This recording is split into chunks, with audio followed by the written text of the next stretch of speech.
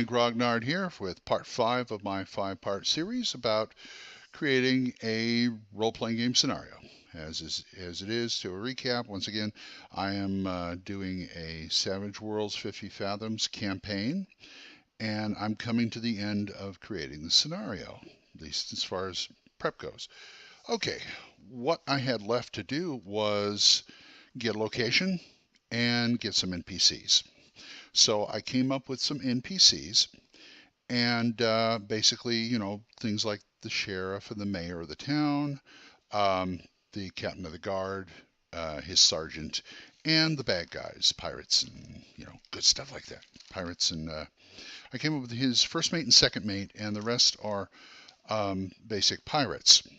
Now, I wrote all the stats down in the book, okay, along with some kind of rough outline, which I went over before. I pretty much kept it loose. And what I did for like the captain, the sergeant and stuff, I came across this one blog called Savage Stuff. I can't remember, I think the guy's name was Woolcock. But if you Google it, Savage Stuff, Savage Worlds. And he came up with an article about creating NPCs from scratch, right off the top of your head. Top of your head. And what I did was take some of the information of that blog post and put it in the front of the book. You can't really see it very well, but I can explain it to you. It's, like for extras, the cannon fodder, things like that. You have basic experience and elite. And all you have to do is give them one stat for everything. That's it. Give them a little, some damage they do with, say, a sword or a gun or something like that. And, go to town because they didn't stay up for long. Now, if you need little tougher minions, they have, basically, he did the Frail 4 Fighter, the Standard 6 Soldier, Experience 8 Eliminator, and Top Flight 10 Tank. What that means is, in Savage Worlds, everything's done by die type. So, say, for a Standard 6 Soldier, all his stats are a D6. Top Flight 10 Tank, all his stats and skills are a D10. Now, you can juggle those a little around as you wish, and it just gives you a basic template right here to come up with, say, the bad guys' right-hand men. Say there's two of them. So, one guy's a 6 Soldier and one guy's an Eliminator, go. And for everything else, I've got my little Savage Worlds NPC book here.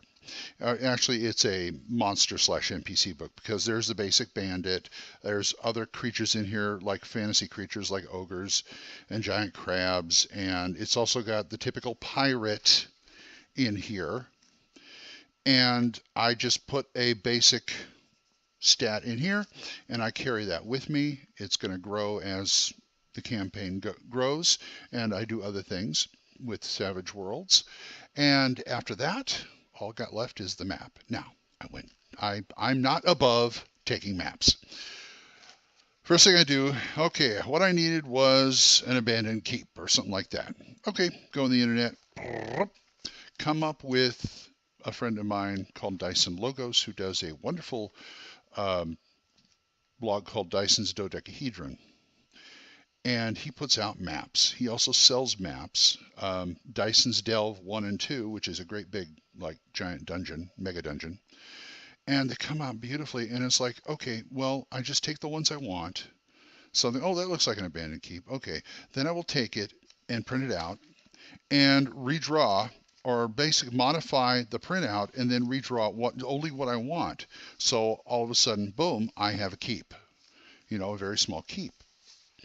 So I did that. Then I will take my blue dungeon tiles, redcobalt.com, plug, and I will lay it out on the table, just so I have like a base of reference aside from this. And I will color in, because you can do markers and stuff on it. I will marker in where it needs to be stuff. And then I will label them A, B, C, D, E, so I know how they go together. Then I will take a picture of that, print it out, carry it with me. So that's how they go together. Okay. And I just carry the tiles I need.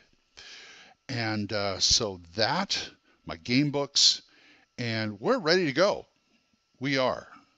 And that's pretty much how I go about it. I don't know what's going to happen because I kept the plot kind of loosey-goosey up to a point where they have to go get the bad guys, that's when they get to start creative, saying, okay, how do you guys want to do this? So that is how I plan a gaming session. I'm sure you have other ways of doing it, or anything else I can help you with. oldmangrognard@gmail.com. So until next time, bye-bye.